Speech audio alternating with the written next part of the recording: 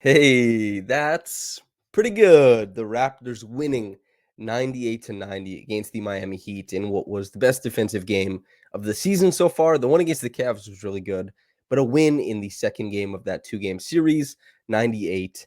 And of course, I'm Samson Folk. This is the Raptors Reaction Podcast. And my goodness, dude, the defense in this game, sublime. The shot making in this game, terrible in some ways, tremendous and timely in others. OG hitting a late three after struggling the whole game, not being frozen out of the offense, but being a guy who's waiting for shots to come, and the Heat doing such a good job of recovering into space and making sure those opportunities aren't there. Gary, a guy who was gunning all game, didn't hit a lot of shots at an efficient clip, but hit that cold as hell step back three. Most players are taking the step in, pump, dribble in, trying to hit the midi. He stepped it back into the corner where the contest was still there. I don't know if that's the process you want, but I mean, it worked. Pascal Siakam, clear out, give me the ball. Let me get down to that baseline, pop it up. Very timely shooting in this one. And we saw so many different things. We saw tremendous defense from both sides. The game plan from the Heat, remarkable. The game plan from the Raptors, the game plan wasn't so remarkable. I think that they pulled the right levers defensively that they needed to, but we were looking at, that finishing five. Gary Trent Jr. and OG, even just to make sure I include Gary in this, a perfectly executed peel switch to get a steal. And Precious, we're going to talk about, obviously. Pascal, this was his best defensive game of the season. Fred, tremendous. OG, tremendous. That closing five. And we got Chris Boucher back, right? And his opener to the game, he fouled a lot, but he was so good. Let's start in the first quarter. The Heat, let's set the scene, right? The Heat are playing really great defense on Pascal Siakam. They saw how things turned out last game. They saw that he was like 23, 8, and 9. And they played pretty good defense there, but they wanted to adjust that matchup. And so what do? They leave a body at the point of attack. They learned from what Philadelphia did in the playoffs. Tyler Hero is sitting in front of Pascal Siakam. Tyler Hero is not a good defender. Tyler Hero isn't playing good defense tonight. He's a warm body, the same way that anybody would be when your help defense instincts are this important. And guess what? They didn't want Hero to be helping off and getting somebody cutting behind or whatever. So they put him in front of the ball, and then they pinch into the paint. So Hero is a body to make sure that, Pascal can't just charge in there, but he provides very little resistance. It all comes from the dig downs. Pascal struggles with that, and they're sending those digs largely on the pickup. And so Pascal is trying to navigate this situation where it's not that there's no shooting on the floor, but the Heat are doing such a good job of recovering out and then filling behind so that there's resistance to drives, and they're limiting three-pointers or making sure that three-pointers are semi-contested. This was going poorly. Koloko hit the starting lineup with the regular starters minus Scotty. Once he comes out of the game, Boucher, Precious, they hit the lineup as well. What do the Raptors start doing? If they want to play that style, if they want to put Harrow at the point of attack, they want to be able to press up, kind of extend the shell of their defense out so that Pascal's pickup point is higher, so that he can't get to his shot, stay in his pivot, play make from there. What happens? The back end of your defense is susceptible to what? Offensive rebounds. Boucher, Precious, they started getting after it immediately. The Raptors snap off like a 10-0 run or 10-2 run. And that was really working early on. That was the success, because there's always a breaking point in some defensive schematics, always. And we saw that was offensive rebounding. What a perfect opportunity and game for Boucher to come back into the fold. I thought he was tremendous. He got called on some really soft fouls, and it meant that he didn't factor into the game much. Koloko, we saw two big stretches of this game where I know he gets a block every once in a while. I know he's long, but in that screen and roll stuff, he got dominated early on, and the footwork is bad. He's playing too much to the roller and allowing a guy to go straight to the rim, or he's committing way too much to the guy on ball and letting that roller come in behind, right? It's just the nuances of NBA defense that are really, really tough. And then his second stint in the game, Bam just completely dominated, even from an isolation point of view, right? And he had a lot of trouble with that. I'm interested to see who starts next game. People who listen to this podcast are well aware of my analysis of Precious, and it ranks higher than other people's analysis in some cases. Precious is this is the guy I see. Not that he'll do this every night, but he's, a top 3 defender on the Raptors. He can play a very high level of offense if given the opportunity and if the touch is there. He puts pressure on defenses just like he did tonight. He puts pressure on offenses with his point of attack defense, his defense in the pick and roll, his help side stuff, and his ability, this is the big one, to clean the glass. How many rebounds did he have tonight? 21? Is that what it ended up at? 22. 4 offensive boards, 18 defensive rebounds, 2 assists, finished with 10 points. Fred finished with 24, Pascal with 23, OG with 6, Gary with 18, Boucher also had 10. Like, big credit to him. But this was a game where you really saw Precious and Boucher, the gruesome twosome off the bench last year that dominated, won a lot of minutes. They posed too much physicality, too much activity on both sides of the floor. Teams have a really hard time keeping them off the glass, keeping them from cutting into space, kind of mucking things up in the middle of their paint, where the Raptors were winning the battle early on. And defensively, these guys are just covering a lot of ground. And on top of that, like Fred, Pascal, OG, these guys were so good defensively. Pascal early on, man, wearing a lot of hats defensively. Really great screen and roll coverage at the point of attack, and as the guy guarding the. I mean Siakam in this Siakam in this game, wearing a lot of different hats defensively and succeeding in so many of them, giving more of a cushion to ball handlers if they're trying to take him off the dribble, getting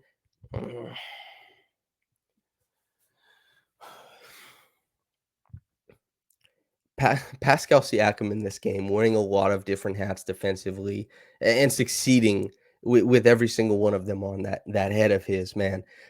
Giving more cushion to the ball handlers, so letting his length do more work when he's playing in isolation or defending on ball, and then off ball, like the timely rotations. The whether it's the low man to the rim to force the pass out once they kind of feed it down there, if it's a recovery out to the corner, blocking a 3-point shot or anything like that, just working so hard. A- And the screen roll coverage was also dynamite. So Pascal, a lot of credit. OG, a lot of credit as well, man. I made that video after the Cavs game of how good OG's defense was. And I could make a similar video in this one for certain. But a really impressive game from, Koloko. There's a reason they lost his minutes, and there's a reason they've lost his minutes most games is because this isn't me being down on Koloko. Koloko's a rookie. Pascal Siakam started his first 2 NBA games, then went down to the 905. It's just some coaches like to maintain these bench lineups, like Achiuwa, like Boucher coming in together, playing that tandem. So Koloko hits the lineup, yeah, ahead of better players. And it was nice to see, at least in this game, that once again Achiuwa gets that big run instead of Koloko. There's been some games this season where Koloko has gotten more run than Precious. And Precious, regardless of form, I think has a history of playing well enough that you should keep giving him the run. And this game and last game are, and the fact that he had a way better second half against Cleveland, their other win of this season, I think that's proof enough that Achiuwa has earned the ability to play through some of his less than stellar stretches, and he was so good in this game. Like the Raptors, they get absolutely pummeled in this game if Achiuwa doesn't come in and play 33 minutes. He was a plus 10. OG was a plus 16 with 6 points on 2 of 4 shooting.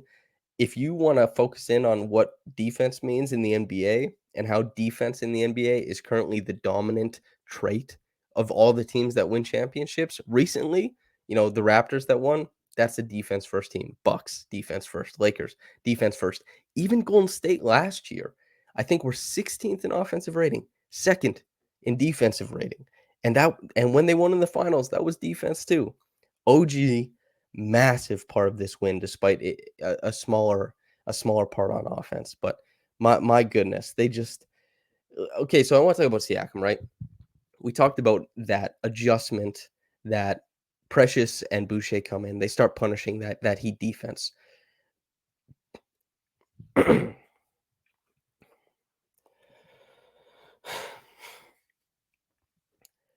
Pascal was forcing up shots, was getting trapped and picking up his dribble, or kind of thinking a possession was dead and forcing up these mid-range jumpers that he wasn't hitting.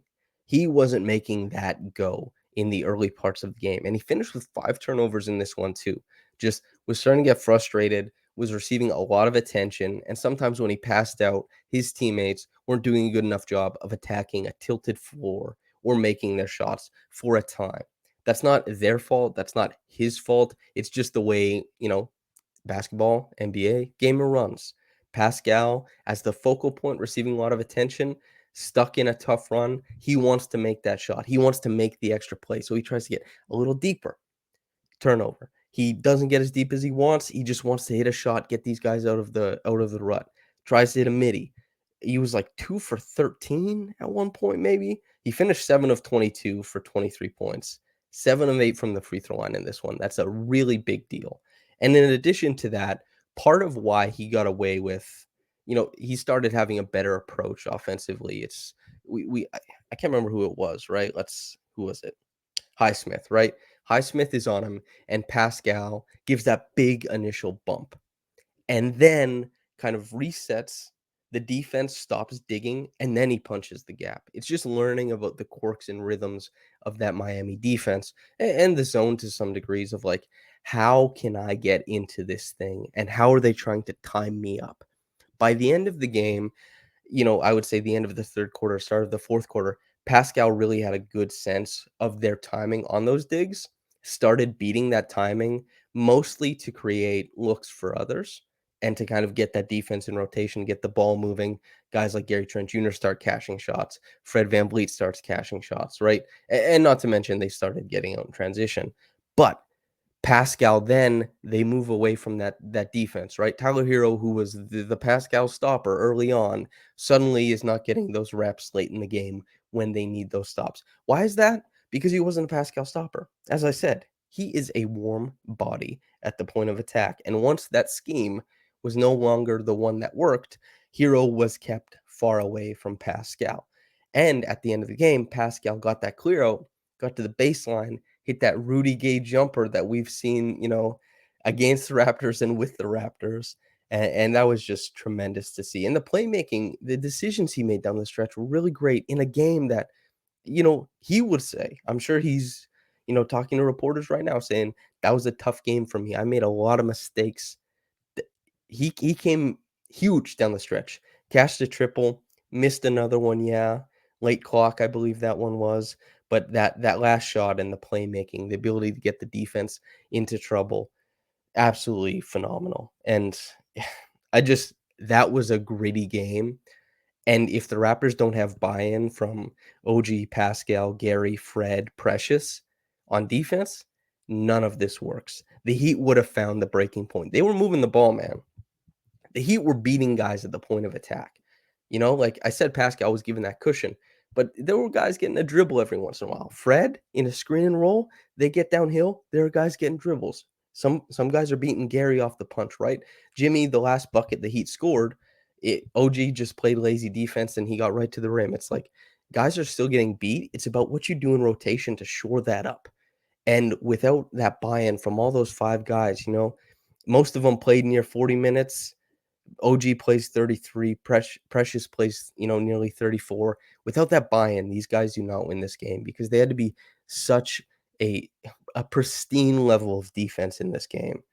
This is a game you sit back, as somebody who covers the team, you got to be proud of what you see, the level of compete there, the Heat, that game plan, really clever. It's tough to look a team in the face and say you're not going to make shots. You have to be comfortable missing shots and going to get after them. Now, granted, the Raptors are more comfortable with that than a lot of other teams, but it takes, a certain mettle, a certain ability to kind of grind through basketball, to actually lean into that type of thing.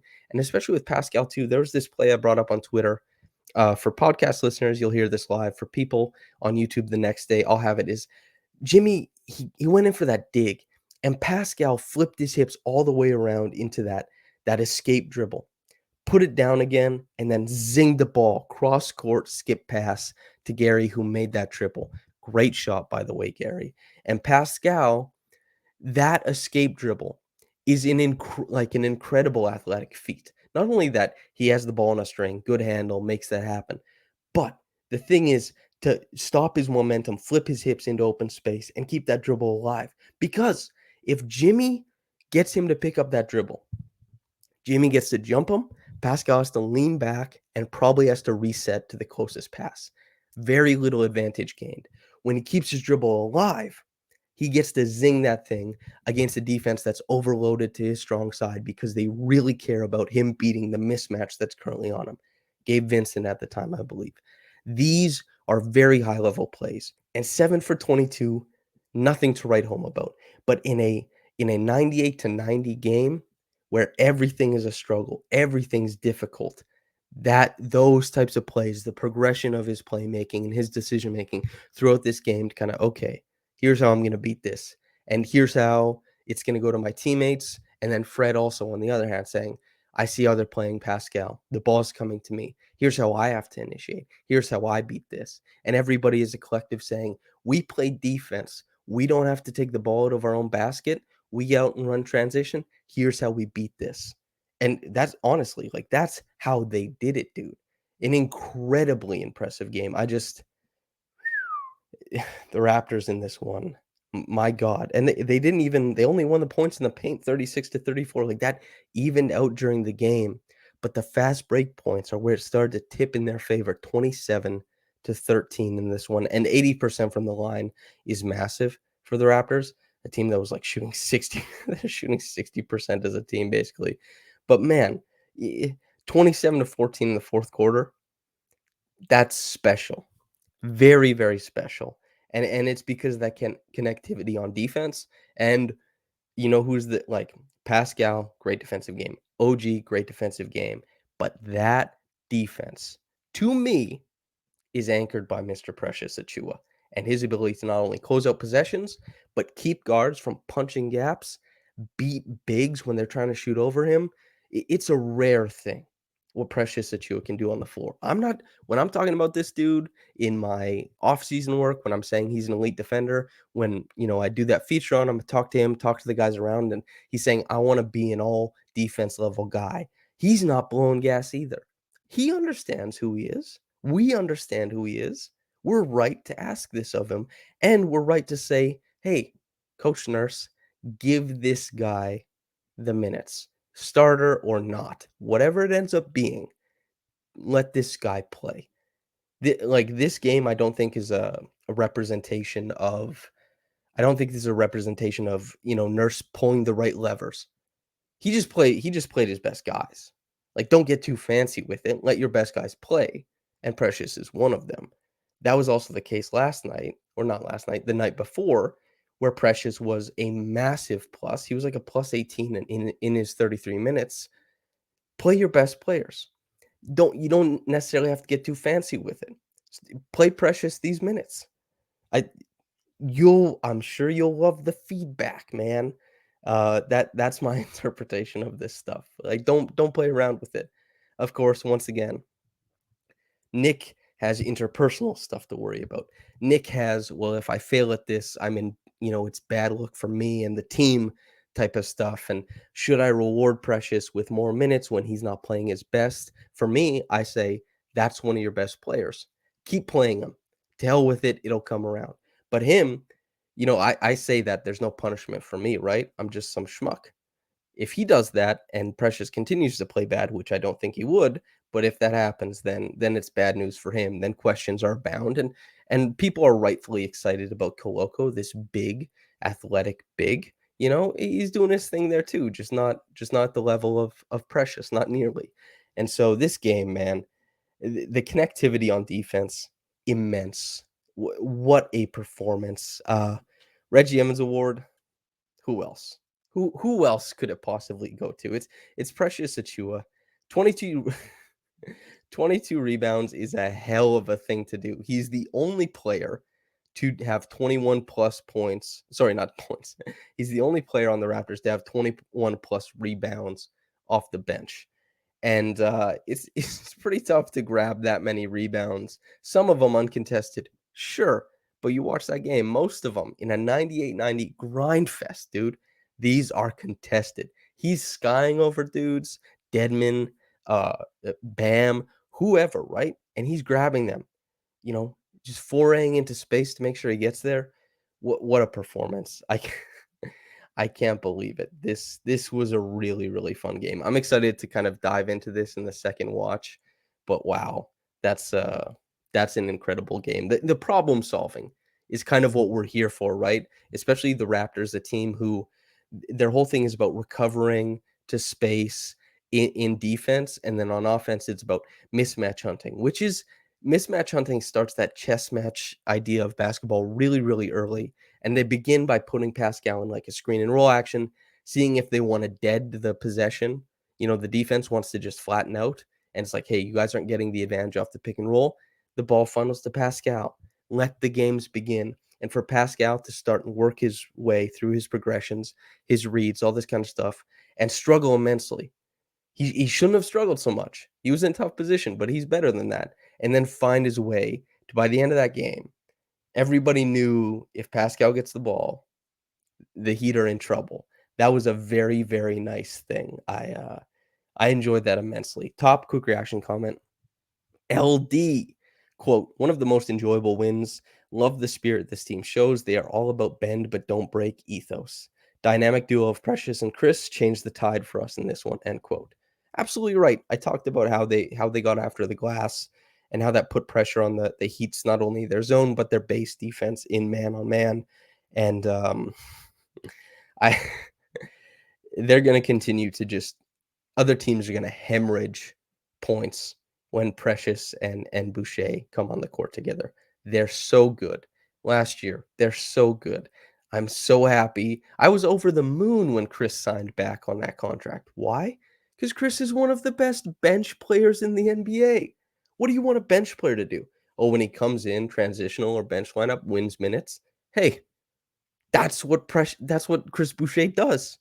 And then Precious Achiuwa, you know, my analysis of that dude comes out glowing. When I watch these games, I see an elite defender. I see a burgeoning offensive player. I see a guy who changes a lot of how defenses have to play because of how he punches the glass on the offensive end. That in and out dribble, punch the gap, finish dunk in transition, that kind of stuff, game breaking. And then defensively, forget about it. He's elite. Forget about it. He's elite. Easy peasy. And yeah, just really fun game.